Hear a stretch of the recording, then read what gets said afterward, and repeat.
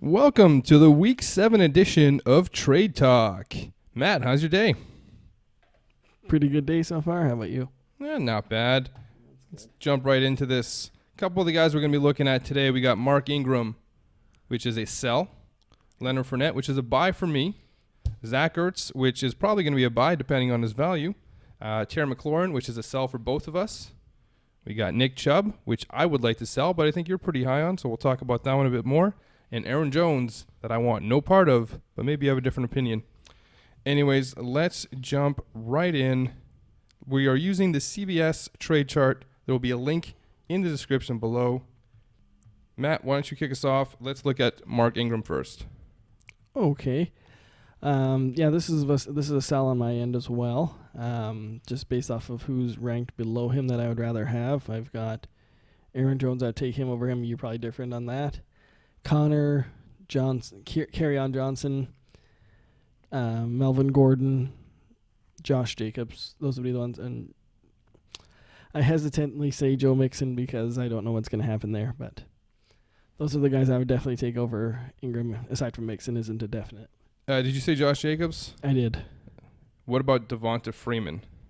They're similar for me. I wouldn't say for sure. And Melvin Gordon for sure? Yeah. Philip Lindsay, that's really close. But there's a 6-point difference on this trade chart. So if you're looking at making this trade, you're looking at getting Philip Lindsay in return for Mark Ingram and a 6-point boost at another position.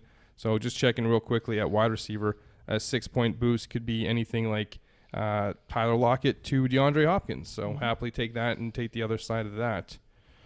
Okay, so that's Mark Ingram. Definitely a sell. And the reason why he's a sell is because we saw on the weekend a lot of committee-type stuff going on in Baltimore. Justice Hill was involved. Not only Mark Ingram, but Gus Edwards also involved. So they're starting to cut in. I'm assuming the team wants to keep him fresh. This is a playoff team. They want Mark Ingram there when it matters. Right now, it's not overly important. And why not let the rookie play? And Gus was good last year, so why not give him more touches? Anything to add on Mark Ingram? Just Lamar Jackson ran for like 18 or 19 times too. So that also cuts into any carries that he's going to have. Other than that, no, they've been definitely limiting his touches in the last couple weeks here. He's had 2 really big weeks, and the rest have been pretty average. Okay, so let's talk about a buy candidate for me. Leonard Fournette. What are your thoughts on Leonard Fournette? Good player. He is about where I think he should be on this list here. Just looking to see if there's anybody I prefer that's below him. Probably Carson, maybe. Carson is 1 point below him. Yeah. Leonard Fournette is a 26 in standard, a 29 in PPR. Chris Carson is a 25 in standard and a 27 in PPR. Yeah, but other than that, I mean, the rest of the guys I'm taking Fournette ahead of down there. Yeah. So he's more of a hold for me. Okay, so hold for you. The reason I like him, the emergence of DJ Shark has really opened up that offense a bit. I'm assuming we're going to see Foles at some point come back this year, and I would see him being as better than Minshew. Not that Minshew's been bad, but he just hasn't been anything spectacular other than his personality. One of the players that we mentioned we're going to talk about is Nick Chubb. So we got Nick Chubb at a 34 right now. Very high value. They're on bye this week. 2 more weeks of Nick Chubb, and then it's Kareem Hunt time in week 10. So what will it be when Kareem Hunt gets there? It'll be a little bit more of a split. It's going to be less Chubb, and they're already not giving the ball enough because he's running so well. So let's make a trade. You have Nick Chubb, or you have Leonard Fournette, and I have Nick Chubb. Nick Chubb is valued at 34 points, and Leonard Fournette at 26. So let's throw some wide receivers in here. Let's get a 2-for-2 deal done. I'm gaining 8 points here, which I will happily take. So you're going to trade me Chubb and say Robert Woods, and I would give you Robert Woods is valued at 12. Okay, so we're looking for a 20. Devontae Adams. Which side of that do you prefer? Obviously the Fournette Adams side. Okay, so then you're not doing that deal. No. So let's find a deal that you would do. So why don't we bring in scary Terry McLaurin, who's at 14. Okay. So I have him, and I have Leonard Fournette. Or I guess you have Chubb. I have Chubb and McLaurin, and I am trading you for Fournette and Adam Thielen. We will not get that done either. Still not getting it done. That's too big of a gap between Chubb and Fournette, really, like to make those wide receivers even. Okay. What about Kenny Golladay coming back for Terry McLaurin? It's a 4-point gap. It's half of what the chart says. Would you be okay with that? Fournette and Golladay for McLaurin, no. Okay. So I think you're just really down on McLaurin. I think you think McLaurin's at about an 8 when he's ranked at a 14. So let's pick a different player. Like Diggs, sure, he's the same level as and you Terry probably McLaurin. have Diggs about 5 or 6 points higher than McLaurin. Yeah. As do I. So Stephon Diggs, and the trade target here would be, I'm going to be greedy, I'm going to say Mike Evans.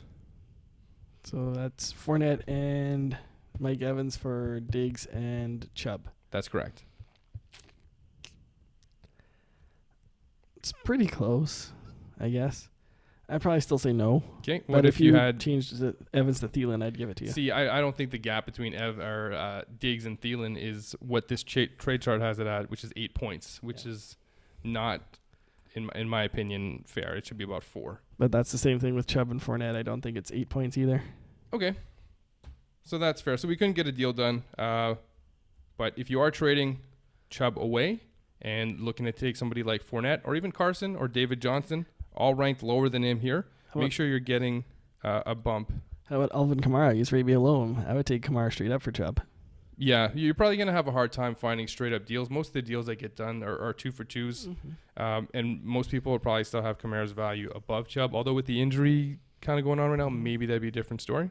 But that was a good practice example. Move on to a tight end here, Zach Ertz, who's actually valued pretty high on this chart, if I'm not mistaken here. He is at 17. I feel like that's fair value. Yeah, I thought he'd be a little bit lower, honestly, just because he hasn't done a ton. I thought Ingram would be ahead of him, possibly even Hooper tied with him, but both are below. Hunter Henry arrives on the chart at a 14 after his big performance last week. So I don't think we're going to be able to get any trades done where we get value here on Zach Ertz based on this chart. Just a quick note here. Auden Tate is at a 5 on this list. 4 is the lowest, but also at a 5 on this list is Sterling Shepard. I mean, come on. Sterling Shepard should be higher. If you want to put Auden Tate as a 5, I don't have a problem with it, but Sterling Shepard should be at least like a 7. Like even Josh Gordon's a 6. Come on. Get it together, CBS guy. Yeah. I'm going to start using a different chart. So let's talk Scary Terry, 14, way overvalued at 14. Let's talk about the wide receivers below him, and I'll name them, and you tell me if you want McLaurin or the player I name. Okay. Juju Smith-Schuster. I'll take Juju. DJ Chark. DJ. Robert Woods. Woods. I'm not going to mention AJ Green, but he's there. Tyler Boyd. Boyd. Allen Robinson. A-Rob. Larry Fitzgerald. Yeah, I'd take Fitzy still. Tyrell Williams. Injured, so that's a risk. But healthy for sure. Okay. Calvin Ridley. Yeah, I'd take Calvin. Will Fuller. I might not take I would not take Will Fuller. I would rather have Terry McLaurin. Next one, though, Cortland Sutton. Yes, I'd take Cortland. Alshon Jeffrey. Yes, I would. DJ Moore. Yeah, I'd take DJ Moore over him. I'm going to go with Terry McLaurin here. Michael Gallup. I would probably take McLaurin over Gallup. Yeah, I think we're getting to the point where it's going to be McLaurin. I mean, Josh Gordon, again, injured, might not be coming back. You got N'Keal or N'Keal Harry coming back in a couple weeks. Sammy Watkins injured. Marquise Brown has been very spotty. I'd rather have Terry McLaurin. So Terry McLaurin's value is about an 8.5. Yeah, not a 14. Yeah, so definitely a sell-high candidate, especially after the 2-touchdown game. We talked about this on the podcast. He was going to go off against Miami. He's going to struggle to keep that up regularly. He's probably going to be a player that gets about 60 yards a game and the odd touchdown every 2 or 3 games. Mm-hmm. That's what I see for him going forward. Now let's talk about your favorite player, Aaron Jones. Aaron Jones. A lot of favorite players. Yeah, well, I took Joe Mixon, so now you get Aaron Jones. Okay. Aaron Jones' value is 1 below Mark Ingram. He is at a 20. So let's do the same thing we did with Mark Ingram. We'll name the players below him and see if you would rather have Aaron Jones or the player. So tied with him at value is James Conner. I would take Conner right now. Kerryon Johnson at 19. I'd take Kerryon Josh Jacobs at 17. I'd probably take Jones. Okay.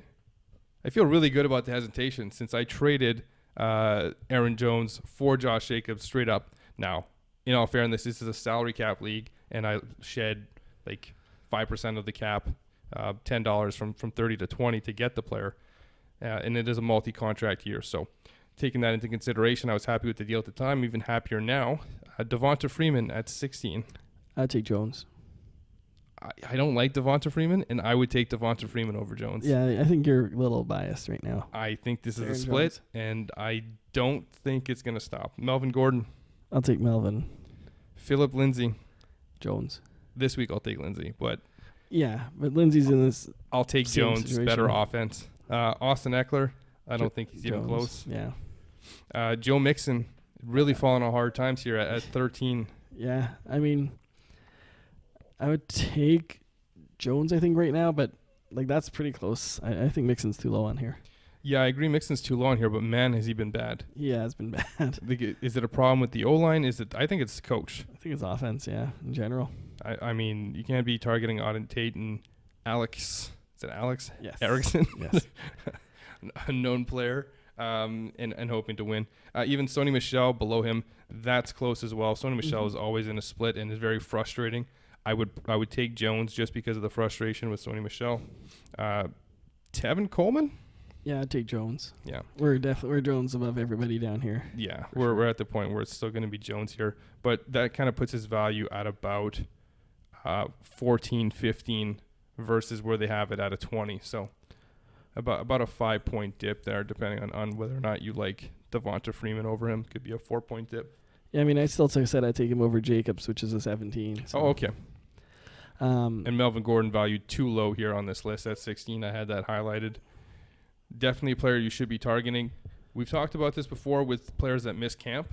They are going to be slow out of the gates. That's what's going on with Melvin Gordon right now. As long as he stays healthy, he's going to turn into that top 5, top 10 running back rest of the season at some point.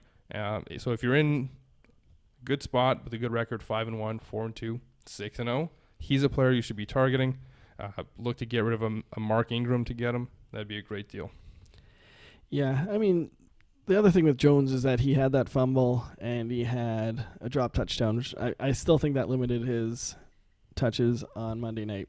We'll see, but I think that had a large part to do with his usage.